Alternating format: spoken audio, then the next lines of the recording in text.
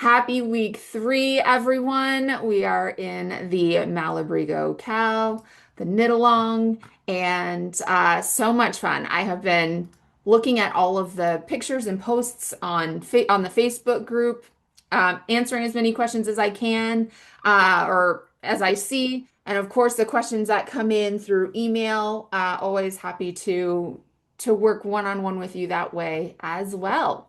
Today in week 3, we are going to be talking a lot about the carrying the yarn. Unless you chose to add an edge, which we have discussed in previous weeks, the last 2 weeks, if you decided to add an edge to your shawl, like an I-cord or a slipped braided edge, um, that gives you a little bit more allowance, I guess, to carry the yarn without it being seen. But since these color with since we're alternating colors in this even body section, we're past the lace. At least in the instruction, we're past the lace. I'm happy to answer any questions about it, but yay, we're past the lace. This even body section really does have a huge bunch of fabric that is the bulk of the shawl, and we're alternating those two colors with 3 rows.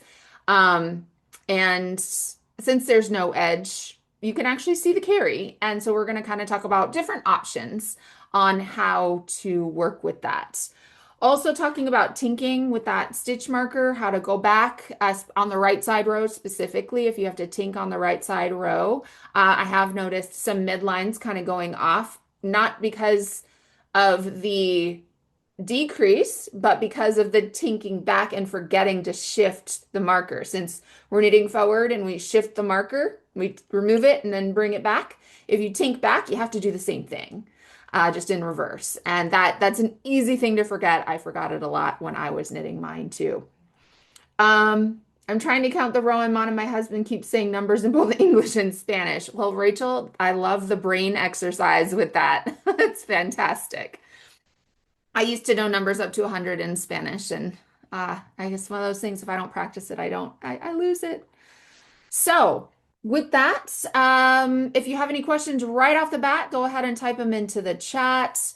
I'll be looking at them. Hen as well will be kind of fielding the chat.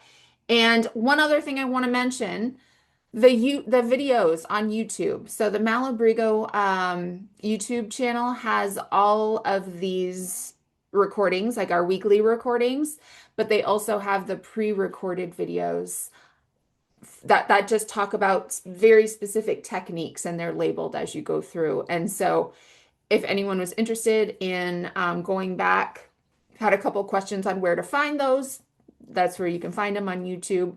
I think they're also going to be uploaded to the blog as well. I'm not sure if they're there yet, but if you are not familiar with the Malabrigo Cal blog, it's a really cool page. Let me go ahead and just put it in the chat for you. There you go. And you can see other knit-alongs that have been done as well. So let's go ahead and get started. Okay. Change my screen here. And let's get knitting. So this even body section, I'm going to move this over and just look at the pattern for a moment. As after you do your repeats, there are 3, sections of the lace that you'll end up having. And then we get into no more increases. Now, when I say that, I don't mean no more increases in stitches. I mean no increases of, there we go. No increases of growing the shawl. But the shawl does change form. So at least the structure of how it looks. When we're in this even body section, you're going to be working with 184 stitches the whole time until you get to a very last stitch where you're going to do one little decrease. But we're going to focus really right here. And the reason it's called even body is because we're not increasing our stitch count. We are keeping with the 184 stitches throughout. Now, up until this point, as we have been growing our shawl, move this out of the way.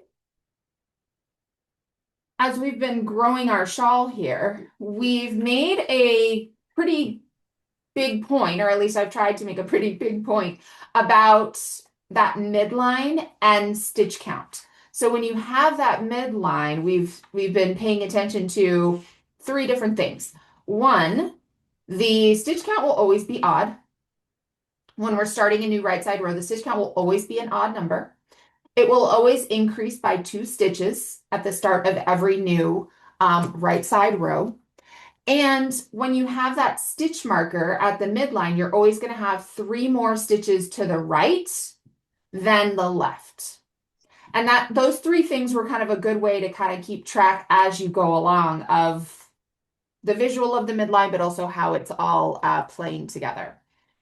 Now, as we do this even body section, I'm going to see if I can pull back a little bit farther here. This is where it looks like, everything kind of stays the same, but you're going to see that this physical left side of the midline gets smaller and smaller and smaller, meaning less stitches, less stitches, less stitches. So everything that we've been doing to keep track of our increase stitch count down here changes up here. We're still 184 stitches all the way across. The right side of the stitch marker is physically getting, like the shape of it is getting larger, even though our stitch count stays the same. What happens is we don't have that decrease on the end right here. Or I'm sorry, the increase. We don't have the increase on the end right here.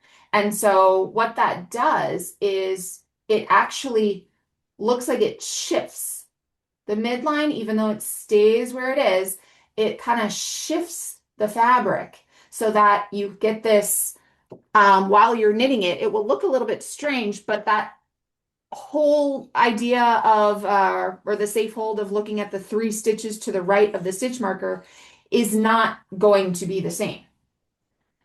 Since our stitch count stays the same, here's the midline going up. You're obviously, as you continue with this section, this is going to get larger and this is going to get smaller and smaller and smaller until your midline, like the end of the even body section, your midline right here is the very last stitch. So this is what creates that asymmetrical triangle shape of the shawl. Very innovative, very creative. I will say to honor and let you know that we hear you on some of the posts and some of the things that have been said. This is not the most intuitive. It really isn't. Like as you go into as you do a lot of shawls, sometimes finding the flow of the intuition of how the shawl works is a little bit of a safe hold. And this doesn't have the most intuitive kind of feel to it, which kind of keeps us on our toes. It's good for the brain. It's good for our knitting skills. And it's also good for trusting the process as you go along. With that, it is also helpful to know and get a good bird's eye view of exactly what's happening here. So again, like I did get this question this week.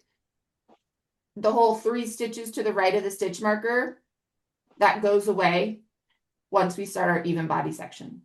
Okay. Now, as you can see, we were doing color blocking at the bottom. Color blocking means you have blocks of color. And we had the little transitions here.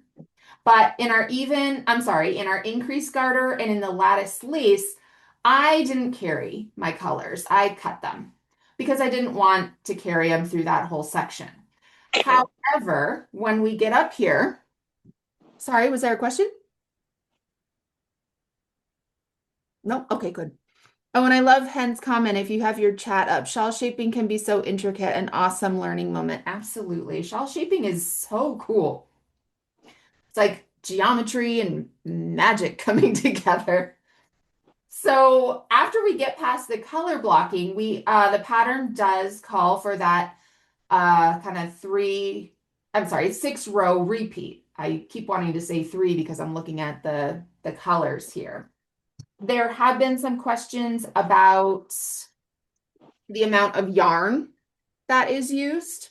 And of course, I'm speaking towards the sock yarn that we are using. So if you chose to use Arroyo or Dos Tiras for something different from Malabrigo, I can't speak to that. But this is what I had left over.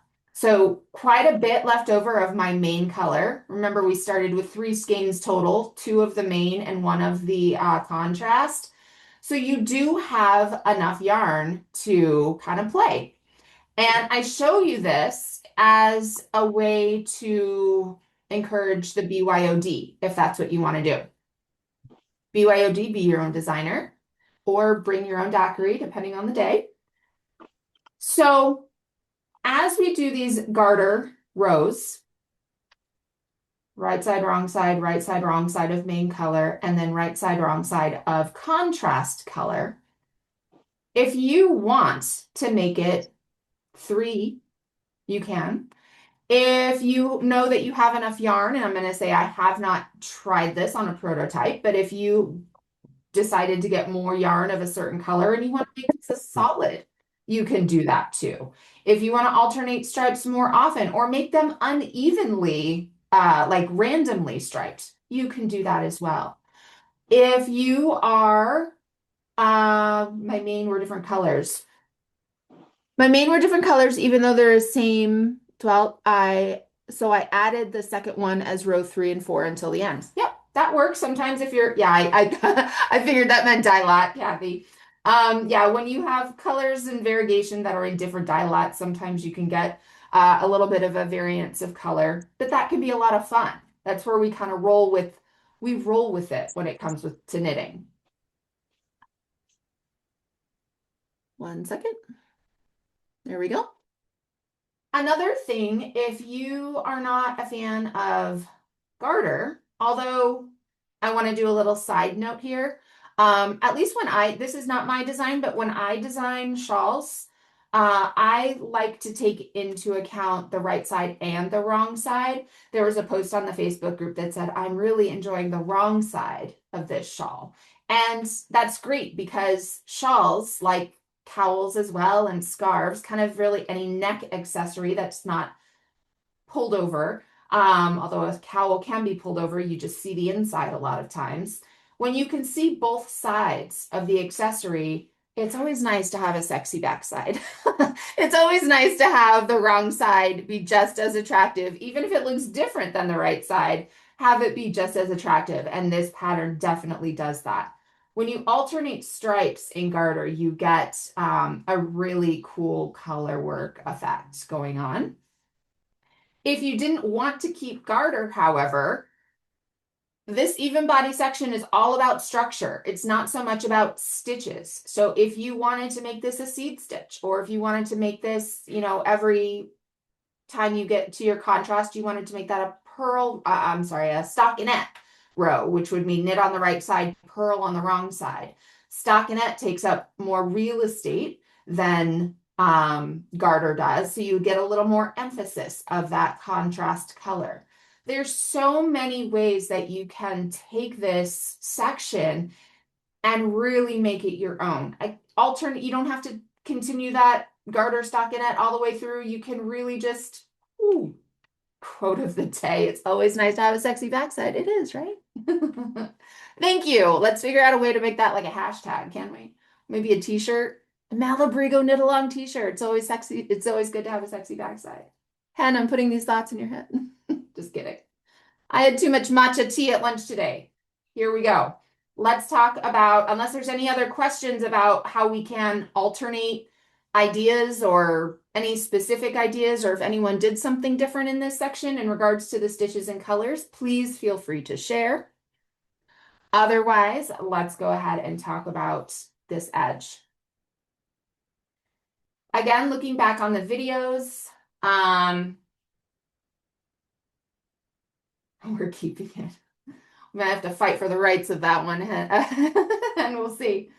So I'm gonna zoom in a little bit. If I zoom in too much, I get fuzzy, so I'm gonna be mindful here. So I purposefully, on my pattern, on my prototype here, my shawl, I did not go back and fix these or change them because I wanted you to see what happens with the carrying. And this is carrying yarns without an edge. Again, remember that very first stitch is going to be a knit front and back throughout the whole thing. So when we go from knitting 2 rows of one color and then 1 row of the next, we do want to make sure that we carry that contrast color all the way up. But even as we do that for each row, you can still get a bit of a bar. That's what that's called, a bar or a float. So if you're fine with that, I mean, it doesn't look bad. And certainly, I don't think anyone would notice. And if anyone does notice that, and then you're in the grocery store and someone comes up to you and says, "Oh my gosh, you didn't carry your float very well," you have my permission to, with all the love and kindness and generosity, with a big smile, look at them and you can tell them where to go. So you can leave these as design features, or you can, and I encourage doing this on a maybe on a swatch first, playing around with the different ways of carrying to get a bit more of a clean edge and a bit more of a secure edge. Not that this isn't clean or secure, but if you have floats like this, they can catch on things. I have had that happen before. So if you're worried about that, you can find a technique that is a little bit more structured and sturdy and really brings those carried colors all the way up. So let me show you how I did that.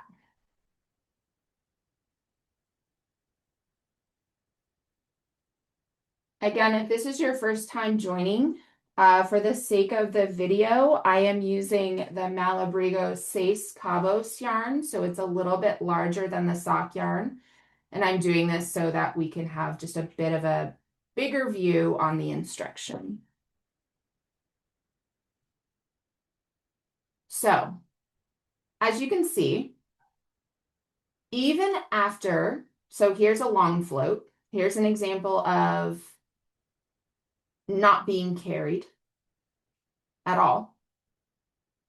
Here's an example of what happens when you do that twist, and I'll show you what this twist looks like and how it gets carried up when you go from color to color. In this pattern, as we are doing two repeats, two garter repeats of the main color, you want to make sure that every right side row you are doing this twist. So here's the first way of carrying the yarn. Before, I like to put my needle in. I'm an English knitter, so I just like to be able to have the needle already in the right place. So I haven't knit anything yet. I'm just holding it with my left hand. I'm about to use the orange. So what I'm going to do is take the green, move it to the left, and bring the orange from the bottom up. So this one goes to the left and this one comes up. If I were going to continue using the green, I would do the same technique here, the same movements. I would just continue with the green. So the green goes to the left, the orange comes under and up, and then the green, see how the orange is on top right there and makes that X, and then pull the green up with you like that. I like to kind of just hold the color I'm not using out of the way with my hand and then continue working with the new color. When you do that, so let me just secure this in place. That is a very classic and easy way. And if you have an I-cord, that's what I would do. Even if you had a slipped edge, that's what I would do. Just that simple twist. With this pattern, being that it is right on the edge, and again, this is quite exaggerated, one, because I am manipulating my stitches to be pulled more loosely, and I'm also using larger yarn, but you do see a bit of a gap. Can you see that? Yeah. So I didn't care for the gap. You can leave it if you want. There's nothing wrong with it. But let's go ahead and take that out and look at another way. So I'm going to show you two more ways. And this is actually how I attach yarn. This is also how I join in the round. I use a double-stranded method. Before I do that, let me make sure I'm addressing thoughts on doing an I-cord around the shawl. William, absolutely. We did discuss this in week 1, I want to say.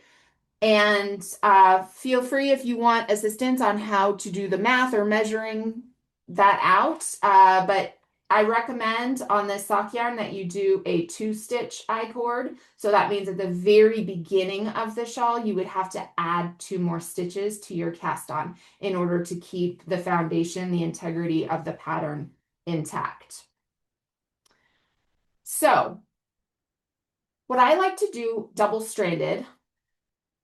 double-stranded carry. Double-stranded literally means 2 strands held as one. Okay. The biggest mistake that happens with double-stranded is when you work 2 strands as one, because you're going to see, and I'm just preempting here, when you're going to see both colors on the needle, it looks like 2 stitches. You have to remember that it's 1. It's not 2 stitches, it's just 1. So as the first stitch is a knit front and back, you can hold the knit double-stranded, and then the back knit, take the color that you're about to use, and then finish your increase using 1 strand, and then continue on. When you do that, and you get to the wrong side,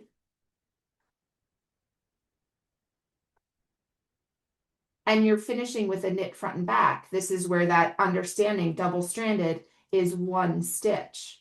You go into both of the colors as 1, and then you finish your knit front and back like that.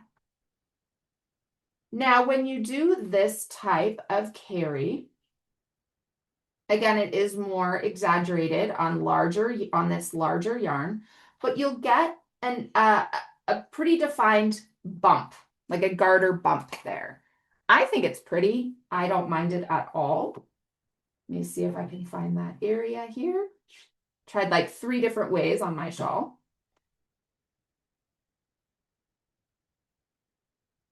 So right here.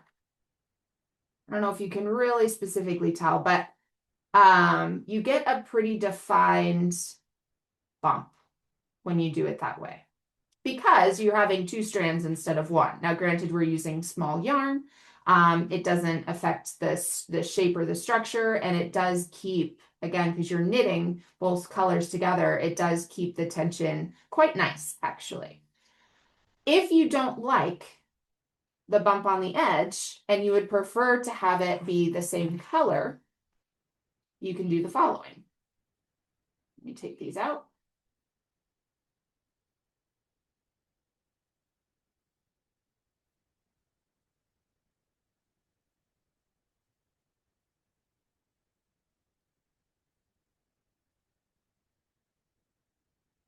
Turn this stitch around. There we go.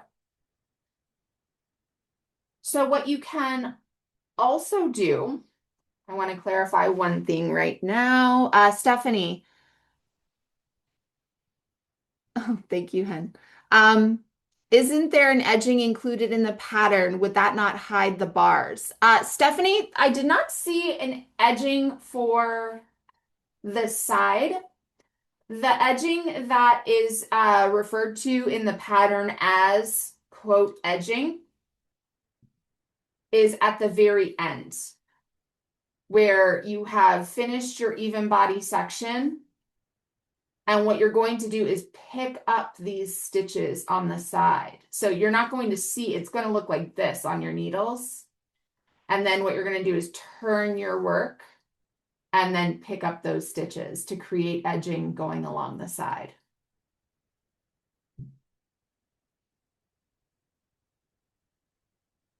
So back to our double-stranded carry here. If you want to keep from having that larger bump as described, what you can do is you can use one color, you can do the twist. If I'm switching to the orange, I'm actually going to knit the first stitch with my main color, and then I'm going to knit both stitches, I'm sorry, knit the back stitch with both colors like that. And so there are my two stitches. One, one, two. So this is the front, this is the back. And all that does is it shifts your carry in a little bit. Like that. So I'll show you what it looks like as you knit back on the wrong side.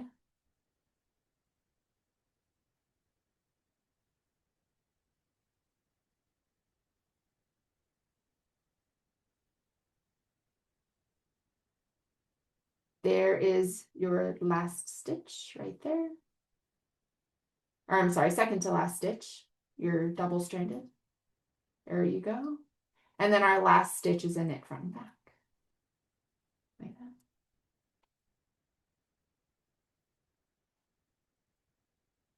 If you want to get real fancy,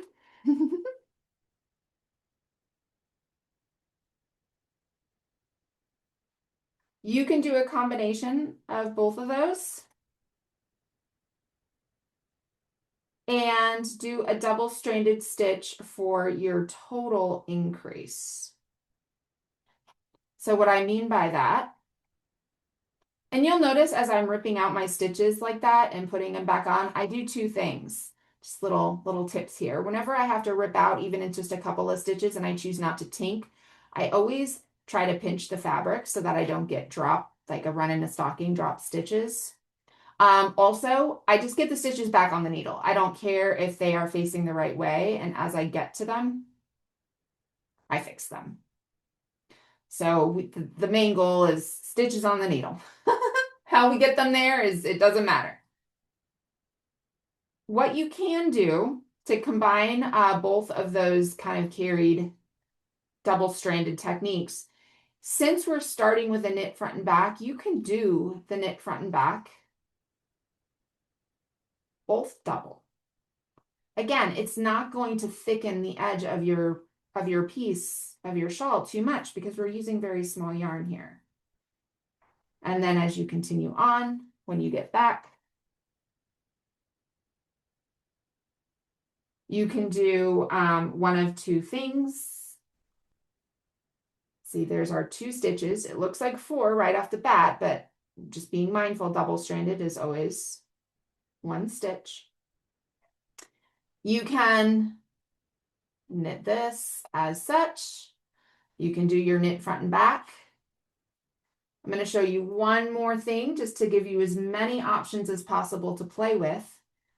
You can keep these stitches as double-stranded, especially either both of them or just the last one. I'm going to just do the last one here. And what this does is it carries up your yarn even more. So kind of the architecture of the stitches here is if you do one right side row, okay, we've carried the other color we're not using to that right side, but now you've also done a wrong side. And that color is not necessarily in the same line. If you want it to be, you can bring both colors together and finish your last stitch as a double-stranded stitch like that. So there's lots and lots of options here in order to keep your yarn attached and keep it attached in a way that won't mess up your tension and will give you a nice edge. I love double-stranded techniques for edging or for carrying yarn. And as you can see here, if I go farther, you'd be able to see better. But you see how you get a really nice connection, like 1, 2, 3. You get a really nice connection here as opposed to bars. How does that sit? Thumbs up, thumbs down, should be good. Getting some head nods. Thank you, Hen. Kathy, I'm glad you like it. Um, I do recommend thanks Arlene. If you want to practice and play around with these, do exactly what I am doing. Pull out some beautiful Malabrigo yarn from your stash and just cast on just the little beginning of the shawl, or just cast on a few stitches, like 7 stitches, and play around with the different ways of carrying up an edge, or I'm sorry, carrying up a yarn when you do not have an edge, in order to see the best way that works out for you. So here's what it looks like when you do the double stranded at the end for both your right side and your wrong side. I kind of liked that one the best.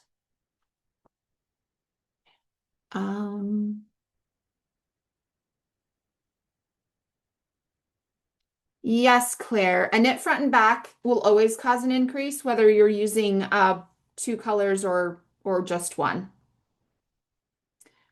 And I did see something.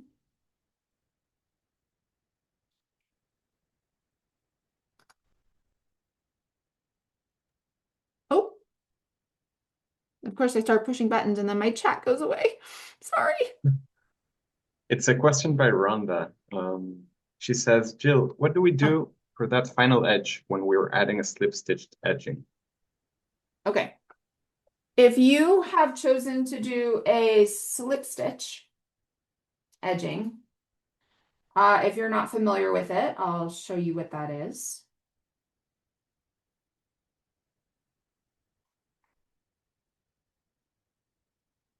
See if my yarn or my shawls are in the closet. I won't open the closet so you don't have to see that mess.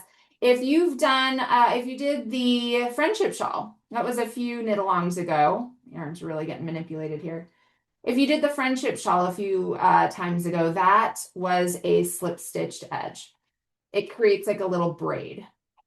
So when you do a slip stitch edge, what you're doing is you're going into the stitch purlwise. Oh my gosh, this is not, there we go. It was a front back, that's why. You go into the stitch purlwise with the yarn in the front. You literally slip it over and then bring the yarn to the back. So Rhonda, I'm assuming that you have, if you have this slip stitch edge on both ends, both edges of your shawl, you increased your stitch cast on, you increased your stitch count by 2 to make room for these 2 slipped edges. And then you're starting with your knit front and back on this stitch. So if that's the case, and I want to go to the orange now, so let's say I am where I am here, we still want to do the twist where we carry over one and we want to bring up the other color, but we want to do the slip first. So as you can see, this stitch is now dropped. That's I was messing with it before. Thanks for sticking with me. Okay, so I slip the stitch, I bring the yarn to the back like that. Again, I always kind of go into the next stitch just so my needle's out of the way, to be honest. So it's being held. And so then I take the yarn, bring it over to the side, the left side, take the yarn I'm about to use under and up like this. And then you do your knit front and back. And then continue knitting. And so the carry, you're going to keep the slip stitch edge, that little braided edge in with the integrity going all the way up. And it's the twist or the carry is going to happen on this second stitch. But I think her question was, what do you do with the last stitch? And the last stitch, you just knit it. So Yeah. the first stitch is slipped and the last stitch is Knit. knitted. Mm-hmm. And Sorry it if I missed gets that. hidden on the side when you slip it. the yarn that you carry actually gets hidden on the side, so you won't see it. Yeah. And when Um, I have this is done, Rhonda. I'll just chime in on that. No, I know exactly how to do the slip stitch edging. I actually am doing it slightly different because I'm slipping the stitch at the end and knitting the first one because I find that is easier when you're adding yarn, okay. whatever. But no, my question was when you get to the and I forget what it's called, that next part of the shawl, and then you're doing an edging on one side. I'm assuming that I already have the edging because I'm doing the slip stitch. That's probably not something that is necessary, but that was for if you didn't do the edge stitch. If you're already doing the edge stitch, and as mentioned, there are two ways of doing that slipped edge. You either do it at the beginning of the row or at the end of the row. You get the same result. But you would continue doing that. You Yeah, would and continue just doing continue, that edge all the way up. Yeah. and then you're done. You don't have to do the extra stuff, which is what Mm-mm. I'm assuming, but I'm not nearly at that point yet. Say that So, again. You all kind right, of broke thanks, up. Jill. So when you're done with that even body section right here, Yeah, there's I your won't have last to stitch. do that because I'll have already done a edge stitch. No, you will. You will. And the reason why is because the shape of the shawl looks like this. So I've already picked up a couple edge stitches right here. So let me go ahead. Oh, yes, I see. Yes, okay. So Yeah, you're finishing off that edge. You're basically binding off. you're picking up those stitches and then you'll bind off on the wrong side on the next row. But as you can see, it's kind of a funky look. I'm just gonna pull out these edging stitches here.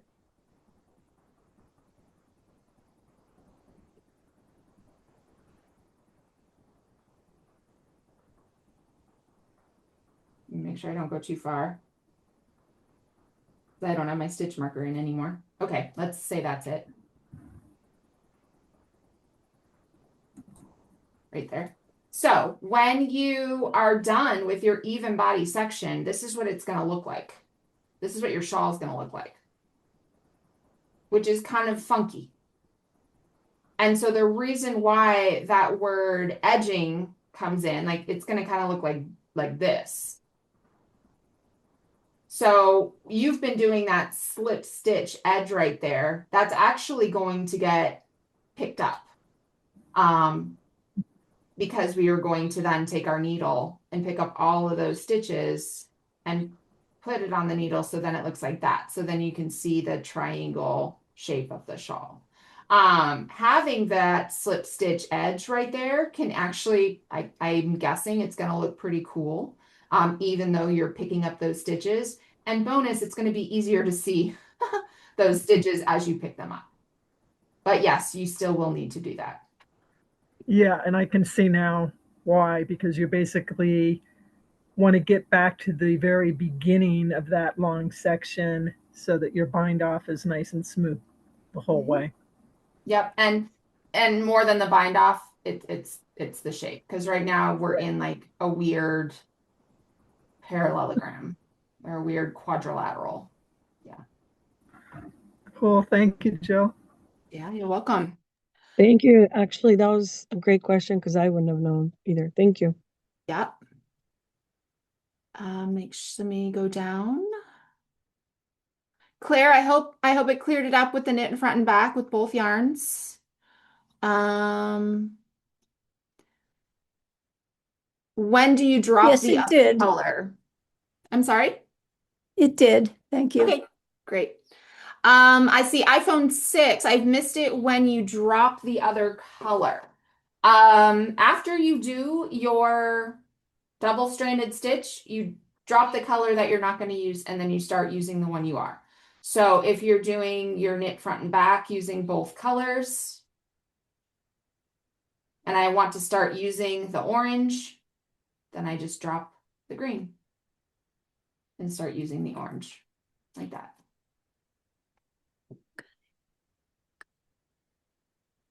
Thank you, William. Can you point out on your shawl the different options again? On Lindsay, do you mean on the swatch or on the big one? I think she means the final On your drawing to see the final difference. finished piece, just show the areas of all the different options you tried. Yep. So I started out with my standard way of doing just the regular twist, which is what I would always do. That is what I always do. Even when I'm doing color work and I'm changing colors in the middle of the row, that's what I always do. That gave the little bar right here. Even when I was changing colors, I'm sorry, even as I was twisting, you want to twist every single right side row. Even in doing that, you still get the bar that you see. Up here, I started doing the knit front and back. I just did the knit front using double stranded, and then for the knit back, I went into my normal color, or the color that I was about to use. So you can see right there, there's my knit front and back, or there's the knit front, which is double stranded, and then the knit back right there is single stranded. And then up here, let me get to it. Oh, up here is where I did the last option that I showed you, where I brought the yarn.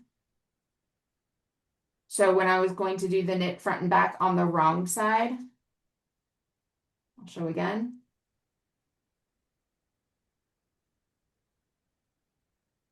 So when I get to the last stitch and I chose to do that double stranded as well, and I bring both colors in order to do that stitch like that, makes it very sturdy and secure.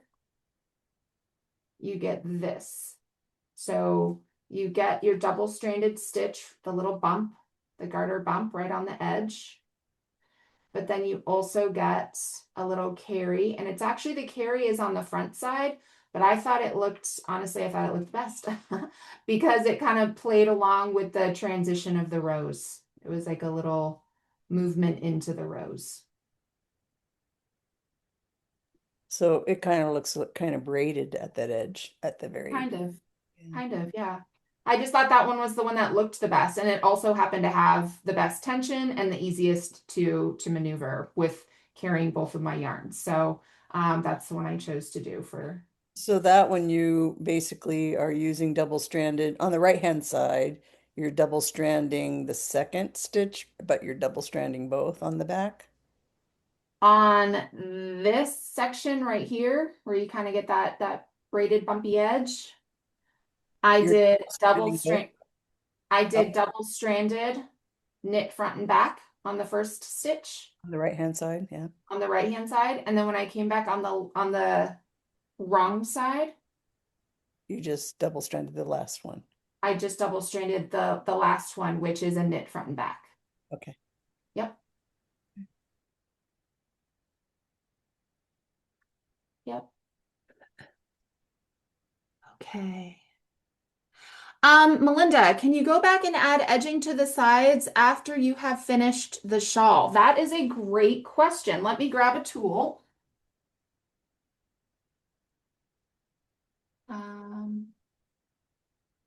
I hope I have one small enough.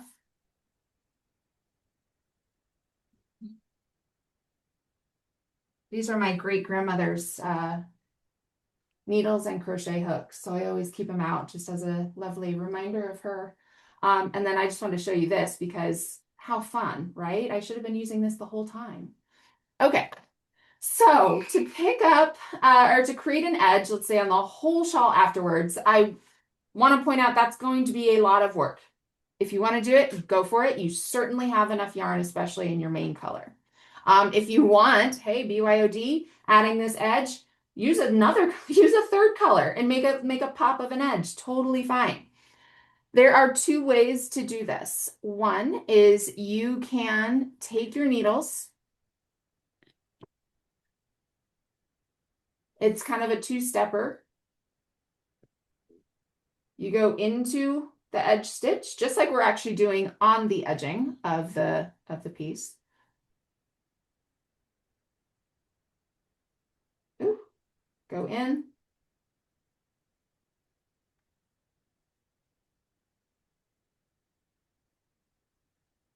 Pull it through. So now you're on the needle. Go in, pull it through. You have two options at this point. First option is you can go around the whole shawl, and then you'd have hundreds of stitches on your needle, or you can bind off as you go. So after you have 2 stitches, then you grab tapestry needle or your other side needle, and you pick up that stitch and bind it off. Go into the next stitch, wrap around, pull through, pick up, and bind off. You want to be loose as you do this because we don't want to mess with the integrity. Garter is a very flexible fabric, and lace is too. I am picking up on the right side, Liz. Thank you. So yep, I'm picking up. I would start at the tip and work my way all the way around, binding off as I go. So that's how you do that with the knitting needles. If you are a crocheter, you can do the same thing with crochet, where I actually think it's easier with crochet, to be honest, even though I don't enjoy crochet so much. You go in, wrap around, pull through. Oops, wrap around. I haven't crocheted in a while. Pull through. Go in, wrap around, pull through. You can keep it like this, or you can wrap around one more time, give more of an edge, pull through, bind off. Like that. So those are two options for edging.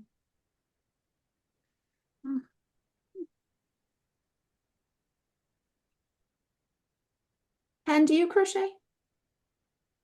No. I've tried multiple times, but I find it hard. Yeah. It is much different. People have asked me, like, what's the difference? Or if I know how to knit, I know how to crochet. I'm like, well, it's kind of apples and oranges. The only thing they have in common is that they're fruit and they use yarn. That's about it. They're very different techniques. Let's see. Teresa, is it possible to do the last option again? Did I get that for you, Teresa? I've done that a couple of times where you just hold double-stranded the last stitch. You got it. I see. Never mind. Melinda, I do crochet as well. Thank you. Perfect. Okay. We good? Carol, I started crocheting when I was 9 years old. I started needle pointing when I was younger than that and started crocheting when I was 9. But then when I learned how to knit, it was like breathing. It was what I was meant to do.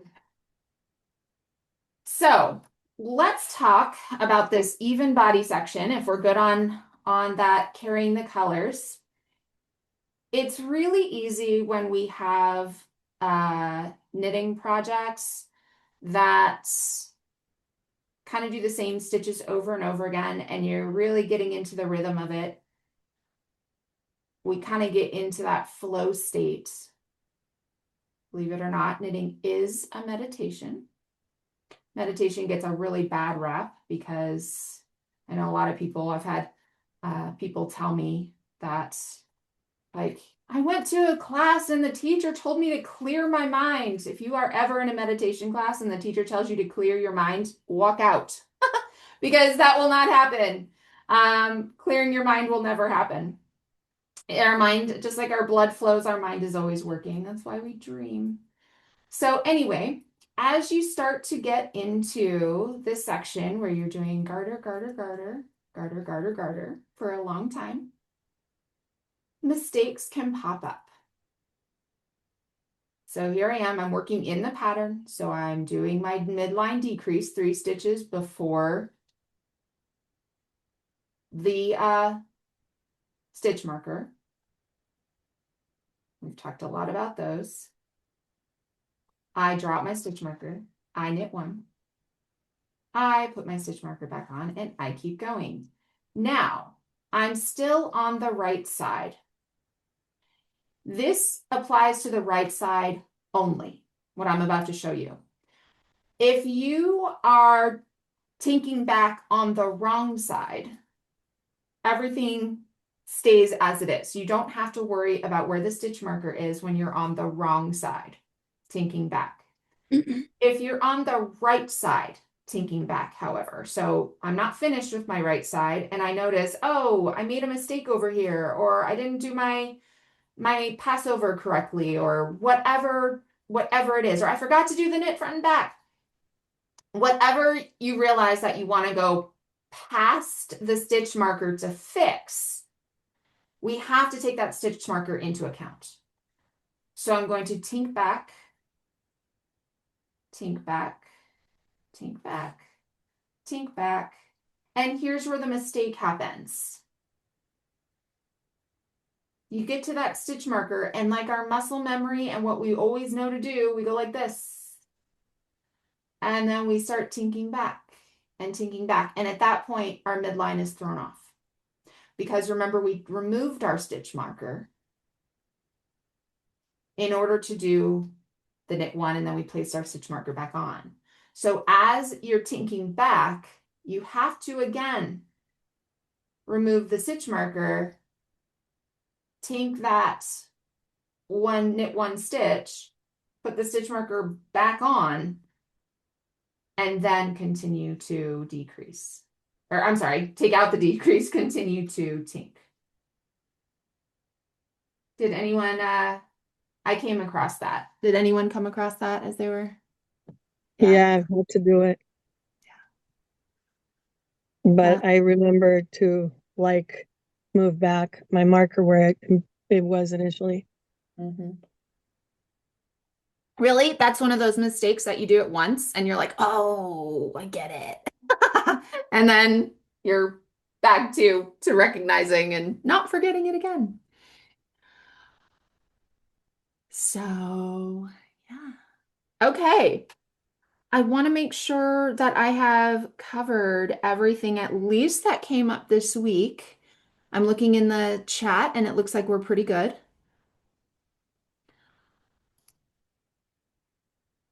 So with this, I just wanted to go ahead and throw something out there, especially again, since we're in this, the bulk of the shawl with which is this beautiful garter section. I'm a huge stripe fan, so I personally loved being in the stripes. For those of you that don't know, my background is in brain development, learning theory, neuroplasticity, metacognition, credentials in mindfulness, and all of that kind of stuff. So I'm a mindset coach. I help people when I'm not doing knitting. I help people. I have clients that I work with on all sorts of stress, basically bringing happiness and joy and ease into life. And we don't do that to ourselves very often. And has anyone ever experienced, this happened to me the other day, has anyone ever experienced after, a day or even what you think is a great day, you sit down to knit and all of a sudden like a wave of like 10 minutes go by and then a wave of emotion that comes out of nowhere? It can happen. And the reason why is because when you're highly acutely focused on something, it allows you to not pay attention to that brain, the monkey mind that's constantly we're trying to hold on to during the day. It's called flow state. You're in a flow state when you're knitting. You're focused, which that's what meditation is. You're focused on something. And when you become highly focused on something, emotion comes up. And I do this talk all over the United States, actually, and I'm going to be doing it on one coming up here pretty soon about giving ourselves a lot of compassion while we're knitting.